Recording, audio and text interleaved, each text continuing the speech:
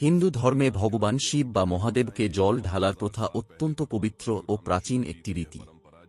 কিন্তু আপনি কি কখনো ভেবে দেখেছেন এই প্রথা কবে এবং কিভাবে শুরু হয়েছিল?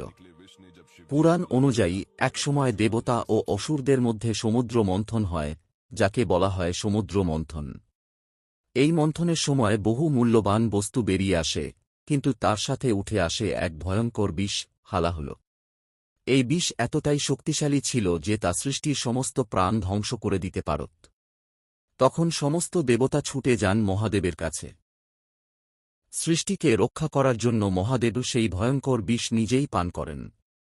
বিষের তীব্রতায় তাঁর গলা নীল হয়ে যায়, তাই তাঁকে নীলকণ্ঠ বলা হয়। কিন্তু বিষের প্রভাব এতই তীব্র ছিল যে তাঁর শরীর উত্তপ্ত হয়ে ওঠে। এই সময় দেবতারা মহাদেবের মাথায় ঠান্ডা জল ঢালতে শুরু করেন, যাতে তাঁর দেহের জ্বালা কমে এবং তিনি শান্ত থাকেন।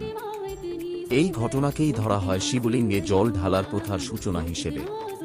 আরেকটি বিশ্বাস অনুযায়ী মহাদেবের জটায় বাস করেন পবিত্র নদী গঙ্গা নদী।